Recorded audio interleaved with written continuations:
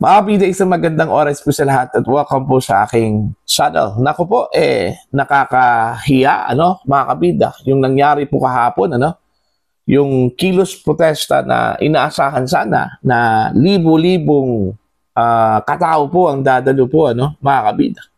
Dahil grabe yung hype yung preparasyon daw, mga kabida.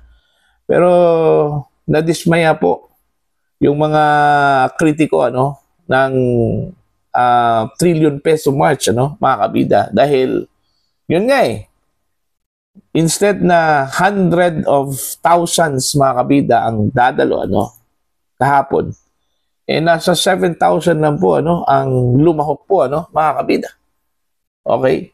Hindi po katulad sa nakaraang rally po nila noong September 21, na umabot po, mga kabida, ng almost or more than 100,000 po yun. Kasi ang estimate kasi ng mga pulis doon sa crowd na dumalo po during that time sa Luneta, nasa siguro 70,000, while doon ho sa People Power Monument, EDSA, mga kabida, nasa 49,000 daw yun. So mahigit 100,000 yung crowd po during that time. So inaasahan dapat na mas marami pa po yung crowd po na dadalo sana, mga kabida. So, balit, yun nga yung mga pulis mismo na dismaya. Kasi po, nag-deploy po ang PNP po, mga kabida, ng 16,000 police personnel, para lang po bantayan yung crowd. Okay? Yung rally po kahapon, mga kabida. Subalit, mas marami pa po ang pulis kaysa dito ho sa nagra-rally po, mga kabida, Ito, babasahin ko lang po ito pong article, ng ang balita ngayon. Alright? Ang sabi po dito, mga kabida, ito yung kanilang titulo, po. Mas marami pa ang pulis kaysa mga rallyista. Ayon sa NCRPO, mahigit 16,000 pulis ang nakaantabay sa buong Metro Manila. Ngunit lampas 7,000 lang ang aktwal na lumahok sa anti-corruption rallies. Ati ng crowd estimate. Ito po, yung crowd estimate po, sa Luneta, meron pong 3,000 ang nakilahok po, samantalang sa EDSA naman, humigit kumulang 4,500 lang po, So, nasa 7,000 plus yung kabuuang, anong tawag po dito, nakilahok po sa rally po kahapon, ng trillion peso march, mga kabida. Ibig sabihin, halos doble ang pulis kumpara sa mga rallyista. Isang eksenang agad nag-viral sa social media. Marami ang nagbiro na mas marami pa ang bantay kaysa binabantayan. Ayan. Okay? Mas kapansin-pansin ang pagkakaiba dahil noong September 21, pumalo sa 70,000 ang crowd sa Luneta, abang 49,000 naman sa EDSA. Ngayon, parehong bagsak ang turnout at kapansin-pansin, maluwag ang mga lugar ng pagtitipon. Ayon kay NCRPO spokesperson Police Major Hazel Asilo, handang-handa ang puwersa at all systems go para sa crowd control at seguridad. Ngunit matapos lumabas ang bilang, malinaw na sobra ang dami ng pulis kumpara sa actual na dami ng protesters. Ayan. Kung sa operation pa yon, mga kabida, overkilled yung police, mga kabida. Okay? Sa social media, usap-usapan ang iisang tanong. Rally ba to o police assembly?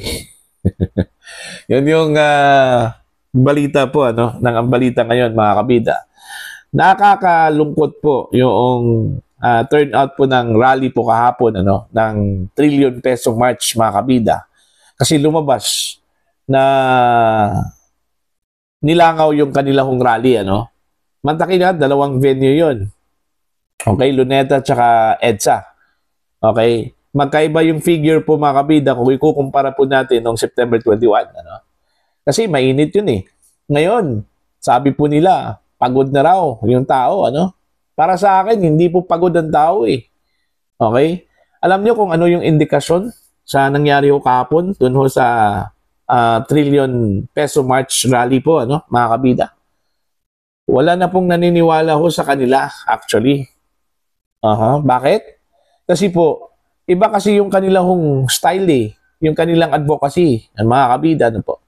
Gusto ho nilang pag-resignin po si Vice President Sara Duterte, subalit ayaw ho nilang pag-resignin po si Pangulong Marcos. Pwede ba yun? Okay? Mas binigyan pa nila ng pansin yung aligasyon ng corruption against Sara Duterte, yung 125 million pesos lang po, samantala yung billions of pesos po mga kabida, na inakusa po mga kabida ni dating ako Bicol Party List Representative Zaldico, laban ho dito kay Pangulong Marcos at ilang pang mga opisyal po ng Marcos administration po mga kabida. Parang ayaw ho pakinggan ng mga rallyistang ito. Ito hong trillion peso march mga kabida, Okay? Kasi po, ayaw ho nilang manawagan ng resign, Marcos or BBM resign, dahil ayaw ho nilang pumalit si Vice President Sara Duterte as mandated doon ho sa law of succession, mga kabida. Mas nanaisin pa po nila na mananatili yung inakusahan po ng corruption ng billions of pesos kaysa doon ho sa inakusahan po ng corruption pero 125 million pesos lang po, mga kabida. Okay? Parang pinagloloko lang po tayo ng mga taong ito eh. Kaya nga, wala akong naniniwala ho sa kanila. Okay? Imbes na makisimpatya yung mga tao po sa kanila, mga kabida, mantakin nyo ha, ano yung mga grupong kabilang dito ho sa 1 trillion march. Yung mga civil society, di umano. Okay? Yung mga elitista, yung mga estudyante, nasa kanila po yon. Halos lahat ng mga universidad at colleges po, mga kabida, sa Metro Manila. Alright? Andyan pa yung progressive groups. Alright? And then, of course, yung mga taong simbahan po, mga kabida. Pare. Okay? Bishops. Madre. Sa kanila po yon. Okay? Bakit kunti lang po yung nakilahok po kahapon? Ang ibig sabihin lang talaga dyan is wala na pong naniniwala ho sa kanilang advokasya. Ganun lang po yun. Kasimple, mga kabida. Hindi po dahil pagod na po ang tao. Hindi po napapagod ang tao. Okay?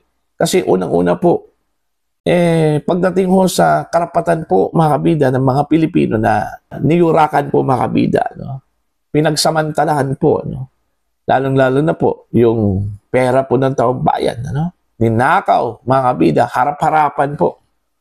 Okay, hindi ho napapagod ang mga Pilipino dyan, mga kabida. Alright? Kaya ito, indikasyon po ito, mga kabida, na mas marami pa pong naniniwala ho sa Iglesia ni Cristo, yung multi-sectoral na rally na nangyari noong November 16 at 17, mga kabida, kaysa dito ho sa rally ng mga elitista. Elitista kasi yun. Yung rally po kahapon, rally po yun ng mga elitista po, mga kabida. Okay? Kaya yun. Sinabi po ni Kiko D, yung kanilang spokesperson ng trillion peso march, mga kabida, na baka daw mayroon pang part 3. Ang abiso ko lang po sa kanila, huwag na. Baka mapahiya lang kayo ng tuluyan, Okay? Baka naman po, nasa 1,000 lang po yung dadalo, Kung gagawin po ninyo itong part 3 po ng inyong kilos protesta, po. Okay?